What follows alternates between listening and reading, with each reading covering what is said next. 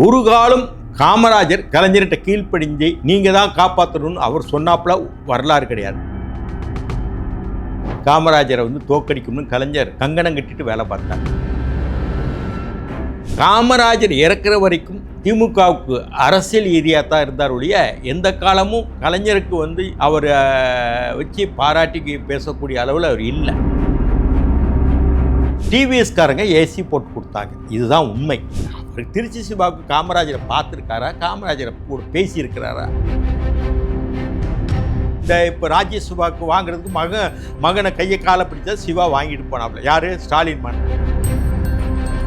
இதே சிவா போய் மண்டாடி மாலைகள் போட்டு தோளில் மாலைகள் போட்டு ராஜ்யசபா வாங்கினார். கூட்டணி இல்லை, திமுக ஜெயிக்காதுங்க.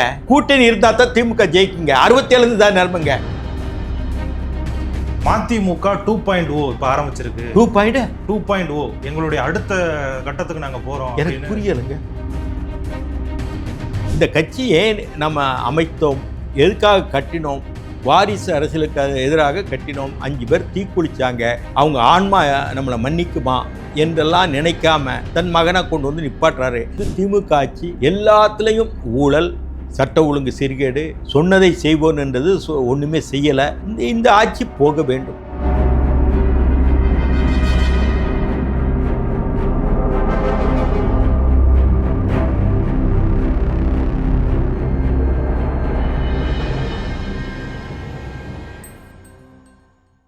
பேச தமிழா பேசு நேயர்களுக்கு வணக்கம். இன்று நம்முடன் இணைந்திருக்கும் சிறப்பு விருந்தினர் மூத்த அரசியலாளர் திரு KS ராதாகிருஷ்ணன் அவர்கள். வணக்கம் சார். வணக்கம் சார். இந்த திருச்சி சிவா அவர்கள் காமராஜர் பிறந்தநாள் அன்னைக்கு ஒரு ஸ்பீச் பேசுகிறாரு. அவர் பேசுனதை யாருமே கண்டுக்கல, அவர் பேசிட்டு போயிட்டாரு. ஆனால் நீங்கள் அவர் பேசுனதுக்கப்புறமா ஒரு ட்வீட் போடுறீங்க, இன்னைக்கு காங்கிரஸுக்கும் திமுகவுக்கும் மிகப்பெரிய பிரச்சனை போய்கிட்டு இருக்கு, நிறைய சமூக அமைப்புகள் காங்கிரஸை திருச்சி சிவா மரியாதை குறைவாக பேசிட்டாரு அப்படிங்கிற மாதிரிலாம் சொல்கிறாங்க. நீங்கள் ஒரு ட்வீட்டை போட்டு ஒரு பிரச்சனையை கிளப்பி விட்டீங்களே சார். பிரச்சனை இல்லை, நடந்தது என்னன்னு சொன்னேன். இப்போ காமராஜரோட இருந்தது இன்னைக்கு யாருன்னு பார்த்தா இப்போ இருக்கிறது ரொம்ப குறைவான ஆட்கள் தான், எங்களை போன்ற குறைவான. அதில் மூத்தவராக அண்ணன் நெடுமாறன் இருக்கிறார், காமராஜரோடையே இருந்தவர். அவர்கிட்ட கேட்டால் தெரியும். ஒரே ஒரு உதாரணம் சொல்கிறேன். ஜெயபிரகாஷ் நாராயணன் சென்னைக்கு வர்றார், அவசர நிலை காலம் அறிவிப்பு. அப்போது ஜெயபிரகாஷ் நாராயணனை வரவேற்க நெடுமாறன் திண்டிவன ராமமூர்த்தி தண்டாயுதபாணியை அனுப்புகிறார். யார்? காமராஜர். ட்ரெயினில் தான் வராரு, சென்ட்ரல் ஸ்டேஷனில் இறக்குறாரு காலையில். இவங்க போகும்போது திமுகவிலேருந்து அந்த சென்னை மாநகர அத்தனை பேருமே அவரை வரவேற்க வராங்க. அப்போ வரவேற்க வரும்போது கலைஞரை சந்திக்கிறாரு. யார்? ஜெயபிரகாஷ் நாராயணன். கலைஞரை சந்தித்து விட்டு அப்புறம் காமராஜரையும் பார்க்குறாரு. நீங்கள் அது அவசர நிலை காலம். இன்றைக்கி நெடுமாறன் சாட்சியாக இருக்கார், அவர்கிட்ட கேட்கலாம். அப்போ சந்திக்கும்போது நாங்கள் திமுகவை எதிர்க்கிறோம். நான் பற்றி சாமன காங்கிரஸில் இருக்கேன், மாணவர் காங்கிரஸ் இருக்கேன். அப்புறம் கலைஞரோட நான் தலைவராக எடுத்துக்கிட்டது அது வேறு விஷயம். அப்படி இருக்கும் பொழுது நாங்கள் திமுக ஊழல் சக்தின்னு பார்க்குறோம். நீங்கள் போய் எப்படி அவரை முதல்ல பார்க்கலாம், அவர்கிட்ட ஆதரவு கேட்கலாம். நாங்கள் தொடர்ந்து ஏற்றுட்டு வரோம். அன்னிது அவசர நிலை காலத்தில் சொன்ன நிகழ்வு, காமராஜர் சொன்ன நிகழ்வு. அதே மாதிரி என்னென்னா தமிழ்நாட்டில் ஜார்ஜ் பெர்னாண்டஸு போன்றவங்களாம் தங்கியிருந்தாங்க அவசர நிலை காலத்தில். இங்கே கைதிகள் இல்லை அன்றைக்கி கலைஞர் ஆட்சி காலத்தில். அந்த நிலை திமுக பரவாயில்லை, அவசர நிலை கால கைதிகள் இங்கே செய்யலை, பலர் வடபுறத்துலேருந்து வடக்கேருந்து வந்தவங்களாம் இங்கே தங்கியிருக்கிறாங்க அன்னு சொன்னது உண்மை காமராஜர். அது வேறு விஷயம், இது வேறு விஷயம். ஒரேடியாக புகழ்ந்து நீங்கள் தான் காப்பாற்றணும்னு கையை பிடிச்சிட்டு காமராஜர் கெஞ்சினதெல்லாம் கிடையாது. அது இன்றைக்கி காங்கிரஸில் பல பேர் இருக்கிறாங்க, இவங்கெல்லாம் காமராஜரை பார்த்த ஆட்களே கிடையாது. இப்போ சத்தியமூர்த்தி பவனுக்கு போகிறதில் பீட்டர் அல்போன்ஸுக்கு அவரை பார்த்துருப்பார். திருச்சி வேலுசாமி அப்போ மாணவர் காங்கிரஸில் இருந்தவர். இப்படி பல பேர் உண்டு, ஒரு சிலர் உண்டு, இல்லைன்னு சொல்ல. இப்போ இந்த நாடாளுமன்ற உறுப்பினர்கள் எண்ணி பார்த்தா இவங்க யாருமே காமராஜரை பார்த்த ஆட்கள் இல்லை. காங்கிரஸ்லேருந்து போனாங்க நாடாளுமன்ற உறுப்பினர், சட்டமன்ற உறுப்பினர் பார்த்தது. அதே மாதிரி செல்வ பெருந்தகை காமராஜுக்கும் அவருக்கு சம்மந்தம் இல்லை. இப்படி தான் இன்றைக்கி காங்கிரஸ் இருக்குது. காங்கிரஸ் ஒரு தோழமை. அதிமுகவோ இப்போ ஒரு 20 வருஷமாக அதிமுகவோ திமுகவை வச்சு அவங்க ஒரு சில சட்டமன்றத்துக்கு நாடாளுமன்ற தொகுதியில் வாங்கி வெற்றி பெற்றுட்டு போகிறாங்க. ஒரு காலம் காமராஜர் கீழ்ப்படிஞ்சு கலைஞர்கிட்ட கீழ்ப்படிஞ்சு நீங்கள் தான் காப்பாற்றணும்னு அவர் சொன்னாப்புல வரலாறு கிடையாது. ஆனால் கலைஞர் அவர் மதித்தார். அவங்க அம்மா இறந்ததுக்கு போனார். அதே மாதிரி ஸ்டாலின் திருமணத்துக்கு போனாருன்னு நினைக்கிறேன். கலைஞர் வீட்டு நல்ல நிகழ்ச்சிகள்லாம் இருக்கும் இல்லையா, அதுக்கெல்லாம் அவர் போய் கலந்துருக்காரு, அது வேறு விஷயம். அதே காமராஜர் ஒன்று சொல்கிறேன், நாகர்கோவில் இடைத்தேர்தலில் நிற்கிறார். அண்ணா அப்போ சீஃப் மினிஸ்டர். இதே குடியாத்தத்து எலெக்ஷனில் காமராஜர் நிற்கும்போது அண்ணா குணாலனே வெற்றி பெற்று வா அப்படின்னு சொன்னார். அப்போது கம்யூனிஸ்ட் கட்சி அவர் எதிர்த்து போட்டி போடுறாங்க. கம்யூனிஸ்ட்டும் காங்கிரஸும் போட்டி போடுறாங்க. அப்போது பெரியார் காமராஜருக்கு ஆதரவாக பிரச்சாரம் பண்ணார். அதே மாதிரி எப்படி குடியாத்த தொகுதியில் காமராஜர் வெற்றி பெற வேண்டும்னு அண்ணா நினைச்சாரோ, நாகர்கோவிலையும் அப்போ இதே மாதிரி நினச்சிருக்கலாமே. ஏன் மோதுனாங்க? கலைஞர் தானே அதை முதன்மை பொறுப்படுத்திட்டு மத்தியாஸ் அங்கே வேட்பாளராக சுந்தரா கட்சி, மத்தியாஸ் சுந்தரா கட்சி தான், திமுக கூட இல்லை. காமராஜரை தோக்கடிக்கணும்னு கலைஞர் கங்கணம் கட்டிட்டு வேலை பார்த்தார். அப்போது அங்கே களத்தில் நெடுமாறன், ஏபிசி வீரபாகு, குமரியானந்தன், கவிஞர் கண்ணதாசன் போன்றவர்கள் கலைஞர் காமராஜருக்கு ஆதரவாக பிரச்சாரம் பண்ணாங்க. காமராஜர் இறக்குற வரைக்கும் திமுகவுக்கு அரசியல் ரீதியாக தான் இருந்தார் ஒழிய எந்த காலமும் கலைஞருக்கு அவர் வச்சு பாராட்டி பேசக்கூடிய அளவில் அவர் இல்லை. ஆனால் ஒரே ஒன்று, அவசர நிலை காலத்தில் பல அரசியல் கைதிகள் என்று கைது செய்யப்படுவாங்க என்று பட்டியலிடப்பட்ட அரசியல் கைதிகள், வடபுலத்து பட்டியலிடப்பட்ட அரசியல் கைதிகள் சென்னையில் தங்கியிருந்தாங்க. அதெல்லாம் வேறு விஷயம். இப்படியாக இருக்கும்போது நிச்சயமாக திருச்சி சிவா சொன்னாப்பில் இருக்காதுங்கிறது தெளிவாக தெரியும். ஏன்னா ஜெயபிரகாஷ் நாராயண் வரும்போது அவ்வளவு கடுமையாக சென்னைக்கு வரும்போது அவர் பேசினார். Okay sir. இப்போ இன்னொரு விஷயம் திருச்சி சிவா சொல்கிறாரு, அவர் எப்போவுமே ஏசி ரூமில் தான் இருப்பார். அதாவது கலைஞர் அவர்கள் ஏசி ரூம் வசதி செஞ்சு கொடுத்தாரு காமராஜருக்கு அப்படிங்கிற மாதிரி சொல்கிறாரு. அது உண்மைதானா சார்? ஏங்க, காமராஜர் நயா பைசா சம்பாதிச்சவருடைய ரொம்ப கம்மியான காசு. அவருக்கு டிவிஎஸ் குடும்பம் எல்லா உதவியும் பண்ணாங்க. மதுரைக்கு போனால் TVS car, TVS guest house. இப்போ திருமலைப்பிள்ளை ரோட்டும் அவர் சொந்த கட்டடம் இல்லை, டிவிஎஸ் காரங்க தான் பண்ணாங்க. டிவிஎஸ் காரங்க ஏசி போட்டு கொடுத்தாங்க. இதுதான் உண்மை. கலைஞர் அவர் ஏசி போட்டது கலைஞரை கிட்ட வாங்கி ஒரு அகில இந்திய தலைவர், காங்கிரஸ் கமிட்டி தலைவர் கலைஞர்கிட்ட எனக்கு ஏசி போட்டு தாங்கன்னு சொல்கிறதுக்கு எது கேட்குறாரு? அவருக்கு 1000 தொழில் அதிபர்கள் இருந்தாங்க. கோயம்புத்தூர் லட்சுமி மில்ஸு, டிடிகே கிருஷ்ணமாச்சார் அவருக்கு ரொம்ப நண்பர். அது மாதிரி டிவிஎஸ் குடும்பம், அது மாதிரி அமால்கமேசன் சிம்சன், இவங்கெல்லாம் அவருக்கு வேண்டப்பட்ட குடும்பம். எது கேட்டாலும் அடுத்த நிமிஷம் செய்யக்கூடிய குடும்பம். அப்படி இருக்கும்போது இவர்கிட்ட போய் காமராஜர் கேட்பாரா? இவர் செஞ்சு கொடுப்பாரா? Okay sir. இப்போ திருச்சி சிவா அவர்கள் ஒரு டீசெண்டான பொலிட்டிஷியன் அப்படிங்கிற மாதிரி தான் இது. திருச்சி சிவா இப்போ எங்கே இருந்தார்? ஈவிஆர் பெரியார் காலேஜில் படித்தார். நாங்கள்லாம் இப்போ ஸ்தாபனக்காக இருக்கும்போது. அப்போது ஏதோ இப்போ இந்த காலத்தில் எப்படின்னா அரசியலில் ஏதோ ஒரு காலை பிடிச்சி கையை பிடிச்சி மேலே வந்துடுறாங்க. எங்கள் மாதிரி ஆட்கள்லாம் ஆதி காலத்துலேருந்து அரசியலை பண்ணிட்டு வந்த ஆட்கள் நாங்கள் வர்றதுக்கு இல்லை. இவங்களுக்கு இங்கே இருக்கவங்களுக்கு ஒன்றும் என்ன நடந்ததுன்னு தெரியும். அப்போ அவர் திருச்சியில் காலேஜில் படிச்சுட்டார், அவ்வளோதான். அவர் இங்கே இருந்தாரா? அந்த நேரத்தில் இங்கே இருந்தாரா? திருச்சி சிவா நேரடியாக பார்த்தாரா? நாங்களாம் நேரடியாக பார்த்த ஆட்கள். இன்றைக்கி சாட்சி நெடுமாறன் இருக்கார். எந்நேரம் மதுரை இந்த பக்கம் வந்தால் காமராஜோட நிழலாக நெடுமாறன் இருப்பார். எது காங்கிரஸ்கார அத்தனை பேருக்கு தெரியும். இன்னைக்கு காங்கிரஸ் அவர் எதிர்ப்பு ஆன ஆள், இந்திரா காந்தி ஆதரித்தவர். அவர் திருச்சி சிவாவுக்கு காமராஜரை பார்த்துருக்காரா? காமராஜரை கூட பேசியிருக்கிறாரா? இப்போ நான்லாம் கோவில்பட்டி தம்பின்னு எனக்கு கூப்பிடுவார் காமராஜர். இது மாதிரி திருச்சி சிவா ஏதோ வந்துட்டார், பெரிய மூத்த தலைவர் திமுகன்னு ஆகிட்டார். திருச்சி சிவாலாம் எங்களுக்கெல்லாம் ஜூனியருங்க, ஈவேரா காலேஜில் படித்தவருங்க திருச்சியில். அதுக்கு பிறகு ஒரு பேச்சாளர் ஆன பிறகு சென்னைக்கு அவர் வாரார். புரியுதா உங்களுக்கு? அதே மாதிரி எமர்ஜென்சியில் அவரும் கைது செய்யப்பட்டு ஜெயிலில் இருந்தவர் மாணவர் பருவத்தில். இதுதான் திருச்சி சிவாவுடைய நிலை. ஓகே. இப்போ கிள்ளியூர் எம்எல்ஏவாக இருக்கக்கூடிய ராஜசேகர் அவர் காங்கிரஸ் கட்சிக்காரரு. அவர் திருச்சி சிவாவை சொல்கிறாரு, இவர் இளைஞர்களுக்கு வாய்ப்பே கொடுக்கறது கிடையாது, மக்களை சந்திக்காமல் எப்போவுமே ராஜ்யசபா எம்பியாவே ஆகிக்கிட்டு இருக்காரு, இவரெல்லாம் காமராஜரை பற்றி பேசுறதுக்கு என்ன தகுதி இருக்குன்னு கேட்டிருக்காரு. உண்மைதான். ஏதாவது பண்ணி சொல்லுங்கள். திருச்சி சிவா பண்ணப்படி திமுகவுக்கு எதிர்கட்சியாக இருக்கும்போது, நான் எதிர்கட்சியாக இருக்கும்போதா இந்த அளவு திருச்சி சிவா தான் பண்ணியிருக்காரான்னு சொல்லுங்கள். நீங்கள் சொல்லுங்கள், உங்கள் பார்வைக்கு விட்டுறேன். ஒரு டிசோவ் நடத்தி அந்த இலங்கை தமிழர் பிரச்சனையில் ரொம்ப கேவலமான நிலைக்கு மக்களால் பேசப்பட்டு தூற்றப்பட்ட இதை நான் தான் நடத்தினேன், திருச்சி சிவா நடத்துகிறாரா? இல்லை ஜெயலலிதா கேஸை ஆரம்பத்தில் மாற்றுறதுக்கு திருச்சி சிவா போய் மாற்றுறாரா? ஏதாவது சொல்லுங்கள். அங்கே திமுகவில் அங்கே உழைச்சவங்களுக்கு ஒன்றும் கிடையாது, அது மாதிரி வைகோகிட்டையும் உழைச்சவங்களுக்கு ஒன்றும் கிடையாது. ரெண்டும் ஒன்று தாங்க. நான் 2 பேரால் நான் பாதிக்கப்பட்டிருக்கேன். திருச்சி சிவாவில் ஏன் மாதிரிலாம் பாதிக்கப்பட்டதில்லை. Okay sir. இப்போ நீங்கள் ஒரு சின்னதாக ஒரு விமர்சனம் பண்ணீங்க மல்லிகார்ஜுன கார்கேவை. உங்களா கட்சியிலிருந்து 3 மாதத்துக்கு நிற்கணும். ஆமாம். ஆனால் இவர் இவ்வளோ பெரிய விமர்சனம் வச்சிருக்காரு. இதை பொய்ன்னு நிறைய பேர் சொல்கிறாங்க. தமிழ்நாட்டில் இருக்கக்கூடிய காங்கிரஸ் கட்சிக்காரங்க எல்லாருமே இதற்கு வந்து எதிர்ப்பு தெரிவிக்கிறாங்க. ஆனாலுமே இவர் வந்து கட்சியில இருந்து நீக்காததுக்கு என்ன காரணம்? அது நீக்க மாட்டாங்க. இவர் கண்ணப்பன் ஒரு அமைச்சர் இப்போ இருக்கார் இல்லையா, ராஜகண்ணப்பன், அவர் என்ன சொன்னார், காங்கிரஸ்காரன் தேவையில்லாமல் தோல்ல எடுத்து வெயிட்டாக இருக்கிறான், சுமையா இருக்கிறான்னு. அது அப்புறம் அது நீக்கணும்ல, என்னை நீக்கிறதுக்கு அவர் நீக்கணும்ல. ஸ்டாலின் செய்ய மாட்டார். என் மேலே ஸ்டாலினுக்கு ஒரு காண்டு, என்னை கண்டாலே பிடிக்காது. இத்தனைக்கும் இந்த ஆள் லண்டன் போயிருக்க, இவரோட பிரிட்டிஷ் பார்லிமெண்ட்ல பேச வச்சிருக்க, நல்ல எண்ணவே இருக்காது அவருக்கு. இத்தனை ஈழத்தமிழ் பிரச்சனை எல்லாமே தெரியும், என்னுடைய திறமையெல்லாம் தெரியும். வேணும்னே என்னை புறக்கணிக்கிறாருங்க. ரெண்டாவது அவர் மகனை போய் நான் பார்க்கலங்க. அவன் மகங்கால எல்லாம் விழுந்து இந்த இப்போ ராஜ்யசபாவுக்கு வாங்குறதுக்கு மகனை கையை காலை பிடிச்சா சிவா வாங்கிட்டு போனாப்புல. யார்? ஸ்டாலின் மகன். நான் அப்படி வாங்க எனக்கு விருப்பம் இல்லை. நான் கலைஞர்கிட்ட கேட்பேன். ஸ்டாலின் சம வயசு கேட்கலாம். நான் போய் மகன்கிட்ட போய் ராஜ்யசபா நான் கேட்கல, என்ன அர்த்தம் இருக்குது? இதே சிவா போய் மண்டாடி மாலைகள் போட்டு, தோளில் மாலைகள் போட்டு ராஜ்யசபா வாங்கினார். அது என் பழப்பு கிடையாது. என் பழப்பே தனி. என்னை வேணால் 4 பேர் திட்டுவாங்க. எனக்குன்னு ஒரு கொள்கை இருக்குது சார். நான் எல்லார் காலையும் விழமாட்டேன் சார். வைகோ சரியில்லையா, என்னை முதல் ஊத்துறா, போயா உன் வேலையை பாருன்னு சொல்லிட்டு வந்துடுவேன். எவ்வளோ பெரிய தலைவர் நான், புரியுதா? அதுக்கு காமராஜருடன் இருந்திருக்கேன். அதுமாதிரி காமராஜரை போல் பல முதலமைச்சர்கள், காங்கிரஸ் முதலமைச்சர், நாட்டுக்காக பாடுபட்டவங்க பேரே இன்றைக்கி வர்றதில்லை.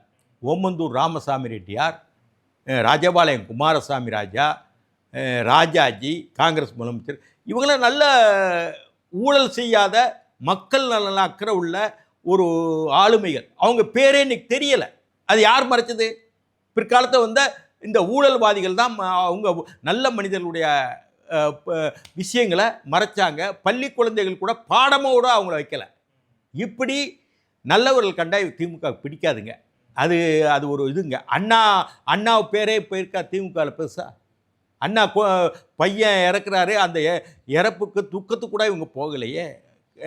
கிணத்துல விழுந்து செத்தாரு டாக்டர் பரிமளம், அந்த துக்கத்துக்கு இவங்க போகல. அண்ணா இல்லைன்னா திமுகவா? அப்படிப்பட்ட ஆளுக்கு இவங்ககிட்ட என்னங்க பதவி? நமக்கு எனக்கு இருக்குங்க பதவி, அப்படி பதவி எனக்கு வேண்டாங்க. ஓகே, ஜோதிமணி சொல்கிறாங்க, காமராஜரை தோற்கடிச்ச திமுக பல கட்டுக்கதைகளை சொல்லிச்சு அப்படிங்கிற மாதிரி விமர்சனம் வச்சுருக்காங்க. இந்த கட்டுக்கதைகள் சொல்லி தான் காமராஜர் இல்லைங்க. இதே ஜோதிமணி கனிமொழிக்கு ஒரு நாடாளுமன்றத்தை கூட சுற்றிட்டான்னு நேரத்துக்கு ஏதாவது அவங்க விளம்பரத்துக்கு பேசுகிறாங்க. இதே ஜோதிமணி தான் திமுக பாராட்டி, செந்தில் பாலாஜியை பாராட்டி அங்கே ஜெயிச்சது. அதை பார்க்கணும் இல்லையா? அதே மாதிரி திமுகவுடைய ஓட்டை வாங்கி ஜெயிச்சதில்ல. அப்புறம் நீங்கள் ஜெயிக்கக்கூடாது, திமுகவிட்ட போகக்கூடாது. புரியுதா உங்களுக்கு? அதையும் பிடிக்கணும்ல. ஜோதிமணி சொல்லிட்டா ஜோதிமணி காமராஜரோட பழக்கமா தெரியுமா? அவர் பிறந்திருக்காத்தே செஞ்சிருக்கான்னு கூட தெரியாது காமராஜர் இருந்த காலத்தில். இப்போ திருச்சி வேலுசாமி அவர்களை பற்றி நீங்கள் குறிப்பிட்டிருந்தீங்க. அவர் வந்து இந்த விஷயத்தை கேட்டோன்னா ரொம்ப கொந்தளிச்சிட்டாரு. எல்லா டிவி பேட்டிகள்லையும் கடுமையான விமர்சனங்களை முன்வைக்கிறாரு. நாங்களும் சிறுத்தைகளும் இல்லைன்னா திமுக ஜெயிக்கவே ஜெயிக்காது அப்படிங்கிற மாதிரி சொல்லிக்கிட்டு இருக்காரு.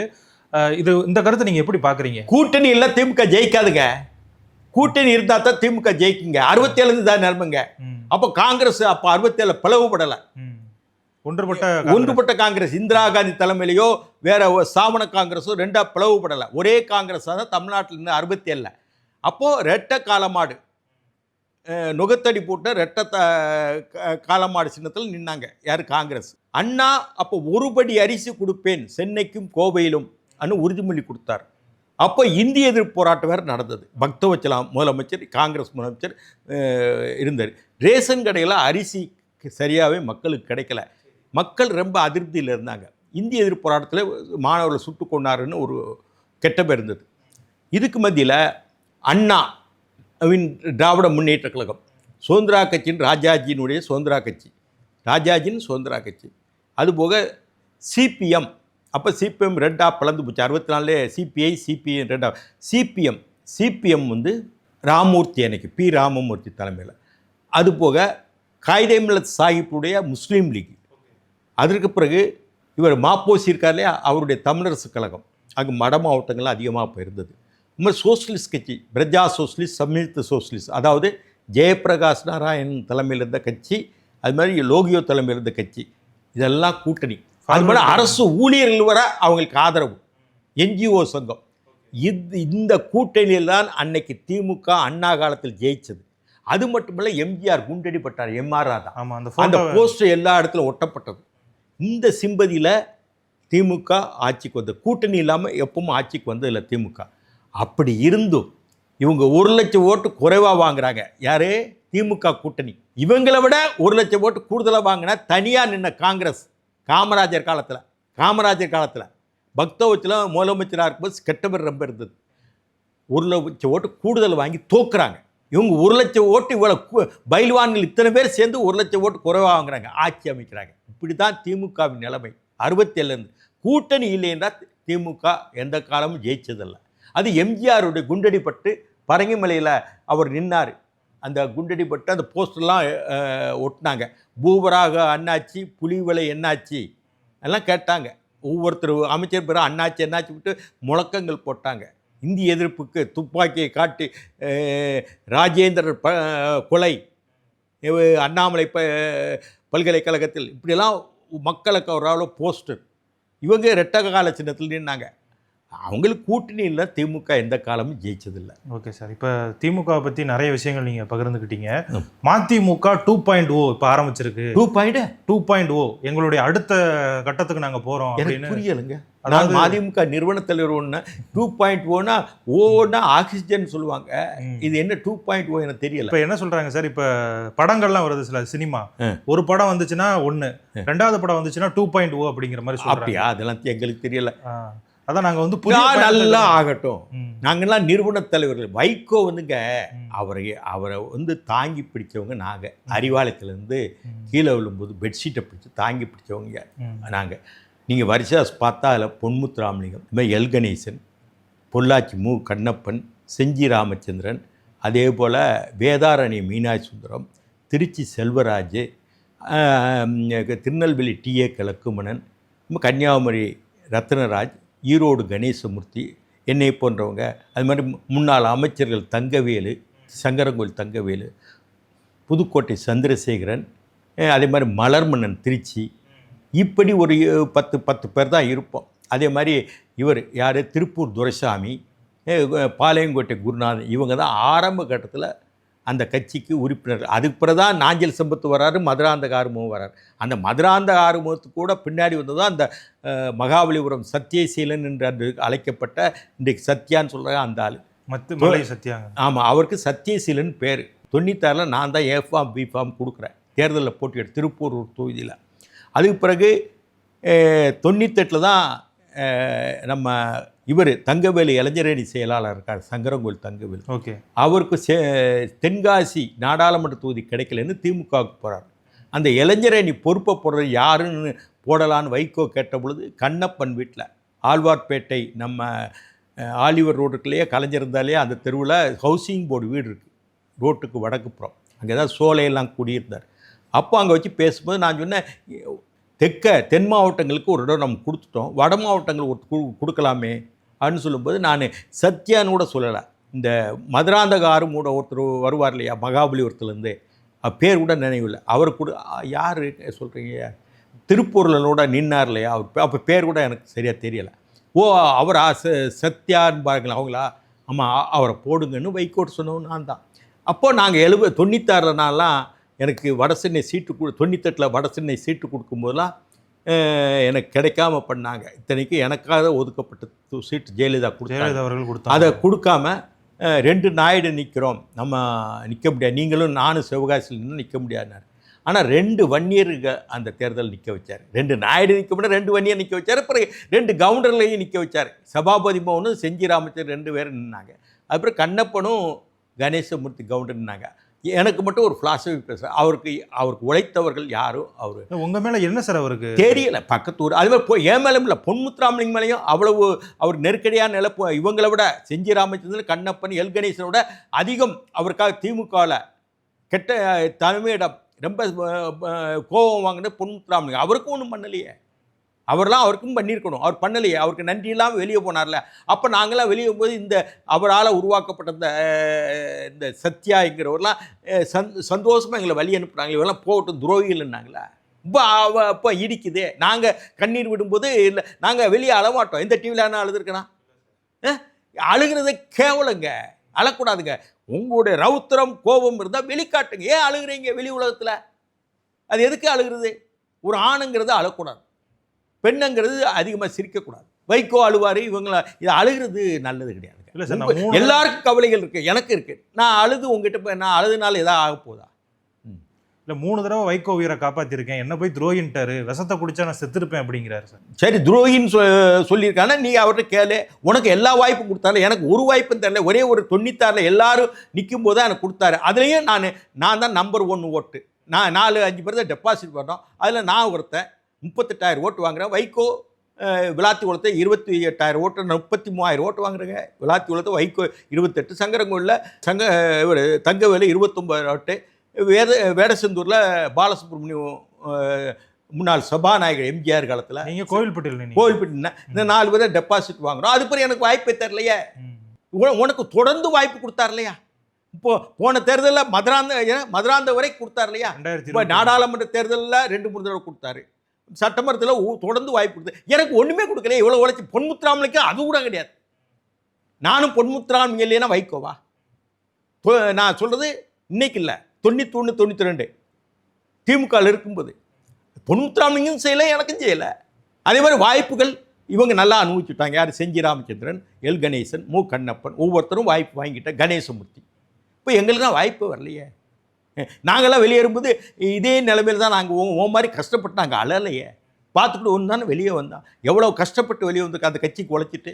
இப்போ 94 நடந்த மாதிரி இப்போ நடக்குதுங்கிறாங்க.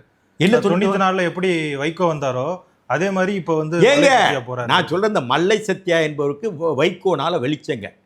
அவர் திமுகலேருந்து வந்தாரா? திமுகவில் ஏதாவது பொறுப்புலேருந்து வந்து எங்களை மாதிரி பொறுப்புலேருந்து வந்தாரா? இல்லையே. அவர் மதிமுக ஆரம்பித்த போது வந்தார். மதுராந்த ஆரம்பிட்ட 98 பிறகு அவர் இளைஞர் எண்ணி கொடுத்தாங்க. எப்போ மதிமுக ஆரம்பித்து 93 கிட்டத்தட்ட ஆரம்பித்தாப்புல தான். அப்போ திமுக 94, 95, 96, 97, 98 தான் இளைஞர் எண்ணி கொடுக்காங்க. 5 வருஷம் கழிச்சு. வைகோவோட நீ கஷ்டமான நேரத்தில் கூட இருந்தையா? 3 தடவை உயிரை காப்பாற்றினேன்னு சொல்கிறாரு. அது எனக்கு தெரியாது. அதுவும் அதே நேரம் ஒவ்வொரு தடவை அவர் தேர்தலில் வாய்ப்பு கொடுத்துருக்காருல வைப்பா. சட்டமன்றத்தில் ஒவ்வொரு சட்டமன்றத்திலும் கொடுத்துருக்கிறாரு, ஒவ்வொரு நாடாளுமன்ற தேர்தலும் அவர் கொடுத்துருக்காருல. இப்போ எனக்கு அதெல்லாம் கொடுக்கவே இல்லையா? நான் இல்லைன்னா வைக்கவே கிடையாது. பிரபாகரன் அறிமுகம் உண்டா? இல்லை அவர் ராஜ்யசபா போகிறதுக்கு ஓட்டுகள் பொன்னம்மாள், நெடுமாறன், ஏஎஸ் பொன்னம்மாள் இருக்காங்களே, நெடுமாறன், இவங்க ஓட்டெல்லாம் பாரமலை, இவங்க ஓட்டெல்லாம் நான் தான் வாங்கி தான் ஜெயிச்சாரு. அதுலேருந்து ராஜ்யசபா போயிருப்பாரா? எனக்கு அவர் கடமைப்பட்டிருக்காருல்ல. உனக்காவது கடமைப்படல, எனக்கு கடமை பண்ணியிருக்காரு. என்னையே ஒன்றும் பண்ணல. அதுபோல் பொன்முத்துராமலிங்கம் மன்னிப்பு கடிதம் இவருக்காக எழுதி கொடுத்தாரு தலைமையிட்ட. அவருக்கே திண்டுக்கல் தொகுதி கட்ட அசால்ட்டாக போயிட்டார வைக்கோ. நாங்கள் எங்கே முட்டுக்கிட்ட? நீ இத்தனை தடவை உனக்கு வாய்ப்பு கொடுத்தாருலே. அவர் கொடுத்த வெளிச்சத்திலான சத்தியாங்கிறது தெரியுதே. இப்போ கேஎஸ் ராதாகிருஷ்ணனோ பொன்முத்துராமலிங்கமோ ஒரு மற்ற எல் கணேசனோ இவர் வெளிச்சத்தினால் நாங்கள் வரல. ஏற்கனவே நாங்கள் இருந்தவங்க, காமராஜோட இருந்தவங்க, பிரபாகரனோட இருந்தவங்க, எம்ஜிஆரை தெரிஞ்சவங்க. இவர் உனக்கு ஒரே தலைவர் வைகோவையே இருந்துட்ட. வைகோனால தான் உனக்கு வெளிச்சம் கிடைச்சது. எங்களுக்கு அப்படி இல்லை. எங்களுக்கு எல்லாரும் தெரியும், எல்லாரும் வெளிச்சம் தெரியும். அதனால் இதில் ஒன்றும் தப்பு இல்லை. அது அப்போ அவங்க வைகோ கேரக்டர் அதுதான். அதுக்கு என்ன செய்ய? நீ தானே அவர் தாங்கி பிடிச்ச. நாங்கள்லாம் வெளியே வரும்போது, நான் அவரை பட்டு கஷ்டப்பட்டு வெளியே வரும்போது நீங்களாம் எங்களை பரிகாசம் பண்ணல. அப்போது இதே மாதிரி நாங்கள் வெளியே வரும்போது துரோகி தான். ஆமாம், துரோகி தான். கண்ணப்பன் துரோகி, கேஎஸ் ராதாகிருஷ்ணன் துரோகி, பொன்முத்துராமன் துரோகி, செஞ்சி ராமச்சந்திரன் துரோகி அன்னு வைகோ சொல்லும்போது ஆமாம் துரோகின்னு நீ இது பாடின இல்லை. இப்போ அதே நிலைமை நீ அனுபவிக்க, அவ்வளோதான். வேற ஒன்று இது அழுக வேண்டிய அவசியமே இல்லை. சாத்தூரில் நெல்லை மண்டல செயல் வீரர் கூட்டம் நடந்துச்சு. அந்த வீடியோவை நீங்கள் பார்த்துருப்பீங்க. வைகோ அவர்கள் வந்து அங்கே செய்தியாளர்கள் வந்து காலிச்சேரை படம் பிடிக்கிறாங்கன்னு சொல்லிட்டு அவங்கள வெளியே எடுத்துகிட்டு போங்க அப்படிங்கிற மாதிரி சொல்கிறாரு. அவங்க கேமராவை பிடுங்கி அதில் இருக்கிற ரோலெல்லாம் பிடுங்குங்க, ஃபிலிமை பிடுங்குங்கன்னு சொல்கிறாரு. இந்த சம்பவத்தை நீங்கள் எப்படி பார்க்குறீங்க? ஏங்க, வைகோ என்பது நல்ல ஆளுமையாக இருந்தார். நான் 89லேருந்து ஒரு 93, 94 வரைக்கும் இருந்தார். இப்போ ஏன் இப்படி ஒரு பேலன்ஸ் இழந்து இருக்கிறாரு எனக்கு தெரியலை. எனக்கு அவருக்கு இப்போ தொடர்பு உள்ள இடையில இப்போ பேசுகிறது கிடையாது. ஏன் இப்படி ஆன ஒரு நிலைக்கு தள்ளப்பட்டார்? எதுக்கு இப்படியான ஒரு சூழல்? எல்லாம் தெரிந்தவர், நாடாளுமன்றத்தில் பேசியவர், தமிழ்நாட்டு பிரச்சனையில் பேசியவர், ஒரு நல்ல அரசியல்வாதியாக வர வேண்டியவர். 96 தமிழ் மாநில காங்கிரஸும் ரஜினிகாந்தும் சோ போன்றவர்கள் இல்லைன்னா மதிமுக ஒரு நல்ல கட்சியாக மக்களுக்கு தெரிந்திருக்கும். சட்டமன்றத்துக்கு போயிருப்பாங்க, நாடாளுமன்றத்துக்கு போயிருப்பாங்க. அன்றைக்கி தமிழ் மாநில காங்கிரஸ் பிளவுபட்டு திமுகவோடு சேர்ந்து ரஜினியுடைய வாய்ஸ்னால நாங்கள் பாதிக்கப்பட்டோம். நான்லாம் ஜெயிச்சிருப்பேன் 96. அந்த நேரத்திலலாம் அந்த சங்கடத்தைலாம் ஏற்றுக்கிட்டு தாங்கிட்டு வந்த வைகோவுக்கு இப்போ ஏன் இந்த மாதிரி ஒரு சூழ்நிலைக்கு வந்தார்? இந்த கட்சி ஏன் நம்ம அமைத்தோம்? எதுக்காக கட்டினோம்? வாரிசு அரசியலுக்கு எதிராக கட்டினோம். 5 பேர் தீக்குளித்தாங்க. அவங்க ஆன்மா நம்மளை மன்னிக்குமா? என்றெல்லாம் நினைக்காம தன் மகனை கொண்டு வந்து நிப்பாட்டுறாரு. இந்த மாதிரி சமீப காலமாக அவர் ஏன் இந்த மாதிரி ஒரு சூழ்நிலை கடந்த ஒரு 5-6 ஆண்டுகளாக போயிட்டாருன்னு எனக்கு தெரியலை. அது தெரியல. முன்னாடி ஒரு கட்டுக்கோப்பான இப்படித்தான் மிலிட்ரியாக கட்சியை நடத்தினார். அந்த திறமைகள்லாம் அவருக்கு உண்டு. இது எந்த அளவில் அவருக்கான சூழ்நிலை என்ன இருக்குது, அவருக்கான அகப்புற சூழ்நிலை எப்படி இருக்குன்னு எனக்கு தெரியலை. சார், இன்னொரு முக்கியமான விஷயம், தமிழ்நாட்டில் சட்டம் ஒழுங்கு அப்படிங்கிறது மிகப்பெரிய கேள்விக்குறியாக இருக்குது. நேற்று சிவகாசியில் அரசு பள்ளி மாணவர்கள் வந்து ஒரு வாத்தியாரை பாட்டிலால் மண்டையில் அடிச்சிருக்காங்க, ஒரு ஆசிரியரை மண்டையில் அடிச்சிருக்காங்க. இதே மாதிரி இதுக்கு முன்னாடி நம்ம காவல் மரணங்கள் குறித்துலாம் பேசியிருக்கோம். இந்த சட்டம் ஒழுங்கு இந்த அளவுக்கு சீர்கெட்டு போனதுக்கான காரணம் என்னவா இருக்கும் நீங்கள் நினைக்கிறீங்க? எங்க போலீஸ், தமிழ்நாடு போலீஸ் ஈரல் மட்டும் இல்லை, நுரையீரல் போச்சு, இதயம் போச்சு, வயிறு போச்சு, எல்லாம் போச்சு, உடல்நிலையே போச்சு. காவல்துறையின் ஈரல் மட்டும் இல்லை, எல்லாம் போச்சு. சட்ட ஒழுங்கு இன்றைக்கு முதலமைச்சர் ஸ்டாலினுடைய பார்வையில் அமைச்சராக இருக்கிற உள்துறை அவர்கிட்ட இருக்குது. அவர் தான் கவனிக்கணும். தொடர்ந்து தினமும் ஒரு படுகொலை பகலே நடக்குது. அதே மாதிரி பாலியல் பலாத்காரம், அதே மாதிரி காவல் மரணங்கள், 25 காவல் மரணங்கள், ஆசிரியரும் பையங்களும் அடிச்சுக்கிட்டது, அது மாதிரி பையங்களை தாக்குனது, வெவ்வேறு இடங்களில் பள்ளிக்கு போகிற பையங்களை வேறவங்க தாக்கி அடித்து இதெல்லாம் நடந்ததெல்லாம் உண்மை. இப்படியான தினமும் நடக்குது. 4 ஆண்டு ஆட்சியில் காவல்துறை என்னுடைய கையில் இருக்கும், நான் பாரபட்சம் காட்ட மாட்டேன் என்று யார் இருந்தாலும் நடவடிக்கை எடுப்பேன்னு இவர் சொன்னாரா இல்லையா? இப்போ அந்த நடவடிக்கை எங்கே போச்சு? இவர் கொடுத்த உறுதிமொழி. இப்போ சட்ட ஒழுங்கை கெட்டுப்போச்சுங்க. சட்ட ஒழுங்கு காவல் மரணங்கள்ங்கிறது முதல்ல நான் வழக்கு தொடுத்தேன், இன்றைக்கி இல்லை. 1982-83 கட்ட ஈழப்பிரச்சனை நடக்கும்போது எம்ஜிஆர் காலத்தில் கிச்சிப்பாளையத்தில் காவல் நிலையத்தில் ஒரு பெண் பாதிக்கப்பட்டாங்க. அதுக்கு வழக்கு தொடர்ந்து அதுக்கு சன்மானமும் நஷ்டஈடும் வாங்கி கொடுத்தேன். அதே மாதிரி ராஜீவ் படுகொலை நடந்தது. அதுக்கு பிறகு திமுக காரங்களெல்லாம் அடித்து கொளுத்தி ஜெயிலில் வச்சாங்க. கொடிக்கம்பங்கள்லாம் காங்கிரஸ்காரங்க வெட்டினாங்க திமுக.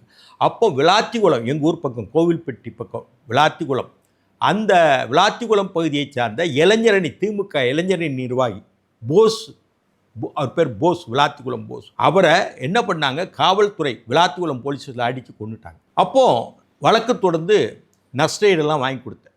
அந்த நஷ்டஈடு வாங்கி கொடுத்ததுக்கு எனக்கு கலைஞரே என்னை பாராட்டினார். இது காவல்துறை மரணங்கள் தொடர்ந்து நடந்துட்டு தான் இருக்குது. இப்போ காவல்துறை மரணங்கள் அதிகமாகிப்போச்சு, புரியுதா? அது மாதிரி அந்த காவல்துறை மரணங்கள் கூடாது என்கிற நிலையில் எம்ஜிஆர் ஆட்சியில் நெடுமாறன் தனிநபர் மசோதா நான் தான் தயார் பண்ணி கொடுத்தேன். ப்ரிவென்ஷன் ஆஃப் கஸ்டோடியல் டெத், காவல் மரணங்களை எப்படி தடுக்கக்கூடிய சட்டம், தடுப்பு சட்டம், காவல் மரணங்கள் தடுப்பு சட்டம் என்று ஒரு சட்டத்தை தனிநபர் மசோதாவாக அவர் எம்எல்ஏவாக இருந்தார், தாக்கல் பண்ணார் தமிழ்நாடு சட்டமன்றத்தில். அதுக்குள்ளே எம்ஜிஆர் மருத்துவத்துக்கு அங்கே போனார், எங்கே, அமெரிக்கா. ஆமாம், அப்படியே சட்டமன்றம் லேப்ஸ் ஆகிப்போச்சு. இப்படிலாம் கடந்த காலங்கள்லேருந்தே நான்லாம் இதில் நடவடிக்கையில் ஈடுபட்டிருக்கேன். அதே மாதிரி தூக்கு தண்டனை கூடாதுன்னு குருசாமி நாயக்கர் வழக்கை நான் தான் நடத்தினேன். இன்றைக்கி தூக்கு தண்டனை இப்போ பேசுகிறாங்க. இதெல்லாம் 80, 83, 84 நடந்த கதைகள். இது காவல் மரணங்கள் தொடர்ந்து நடந்துட்டு தான் இருக்குது. அன்னைக்கு இந்த மாதிரி இணையங்கள் இதெல்லாம் கிடையாது, இன்றைக்கி இருக்குது. இருந்தாலும் இன்றைக்கி அதிகமாக நடக்குது. இதை தடுக்கப்பட வேண்டிய சூழ்நிலையில் நம்ம இருக்கோம். இதெல்லாம் நடக்கக்கூடாது. நடக்காமல் இருக்கிறதுக்கு என்னென்ன செய்யணுமோ செய்யணும். முதலமைச்சர் தூங்குறாரான்னு தெரியலை. அவர் கையில் தான் இந்த சட்ட ஒழுங்கு இருக்குது. காவல்துறை கம்ப்ளீட்டாக அவங்க தான் ஆள்றாங்களா? காவல்துறை யார் கட்டுப்படுத்துகிறாங்க? முதலமைச்சராக இருந்து கட்டுப்படுத்துகிறாரா? இந்த மாதிரி தவறுகள் நடக்கங்கிறது கேள்விக்குறியாக இருக்குது. என்ன சொல்ல, விதியே தமிழ் சாதியன்னு பாரதி சொன்னது தான் வருது. இனிமேல் இந்த ஆட்சி திமுக ஆட்சி, எல்லாத்துலேயும் ஊழல், சட்ட ஒழுங்கு சீர்கேடு, சொன்னதை செய்வோன் என்றது ஒன்றுமே செய்யலை. இந்த ஆட்சி போக வேண்டும். இது நாட்டுக்கு நல்லது, தமிழ்நாட்டுக்கு நல்லது, இந்த மண்ணுக்கு நல்லது. ஓகே சார், எங்களோடு இணைந்து நிறைய விஷயங்கள் பகிர்ந்துக்கிட்டீங்க. காமராஜர் அவர்கள் குறித்தும் மதிமுக குறித்தும் நிறைய விஷயங்கள் பகிர்ந்துக்கிட்டீங்க. நன்றி. குரு ராகு இல்லாமல் ஒருத்தனால இன்டர் காஸ்ட் மேரேஜ் பண்ண முடியாது, கலப்பு திருமணம் பண்ண முடியாது. அப்போ குரு சண்டால யோகம்ங்கிறது இங்கே நெகட்டிவ் இருக்குது, பாசிட்டிவ் இருக்குது. அப்போ என்னன்னா, ஒரு கிரகங்கள் சேருவதை சேர்க்கையாக பலன்களாக புரிந்து கொண்டு சொல்ல வேண்டும். ஃபார் எக்ஸாம்பிள், இந்த பள்ளி கத்துறது, ஃபோட்டோ கீழே வந்து உடையிறது, இல்லை வேணாம் அப்படின்னு நம்ம நினைக்கிற அளவுக்கு ஒரு ஆக்டிவிட்டி நடக்கிறது, ஒரு காரியம் பேசிப்போம் லைட் ஆஃப் பண்ணுறது, லைட் ஆஃப் ஆகுறது, இதெல்லாம் இந்த இயற்கை நம்மளோட பேசிகிட்டு இருக்கு. இந்த வடமேற்கு மூலையில் படிக்கட்டுக்கு அடியில் டாய்லெட் போட்டிருந்தாலோ, வடமேற்கு மூலையில் படிக்கட்டு கட்டி அதை மூடிய அமைப்பாக வச்சுருந்தாலோ, வடக்கு தெருக்கூத்துல வீடு அமைஞ்சிட்டாலோ அவங்களுக்கு இது மாதிரி த்ரெட்டிங் வரும். இந்த மாதிரி ஆன்மீகம் மற்றும் ஜோதிடம் சார்ந்த இன்னும் பல வீடியோக்கள் பார்க்கணுமா? மறக்காம திருவருள் டிவிக்கு சப்ஸ்கிரைப் பண்ணுங்க. திருவருள் டிவியுடைய சேனல் லிங்க் இந்த வீடியோடைய டிஸ்கிரிப்ஷன்ல இருக்கு. உலக தமிழ் சொந்தங்களுக்கு வணக்கம். நான் ராஜவேல் நாகராஜன். பேசு தமிழா பேசு வலையொலியுடைய வளர்ச்சிக்கு நீங்களும் உறுதுணையாக இருக்கணும்னு நினச்சிங்கன்னா இந்த வீடியோடைய டிஸ்கிரிப்ஷனில் இருக்கக்கூடிய ரேசர் பே லிங்கை கிளிக் பண்ணுங்கள். அந்த லிங்க்கில் போயிட்டு உங்களுக்கு விருப்பமான தொகையை பேசு தமிழா பேசுவனுடைய வளர்ச்சிக்கு உங்களுடைய பங்களிப்பாக நீங்கள் கொடுக்கலாம். நன்றி, வணக்கம்.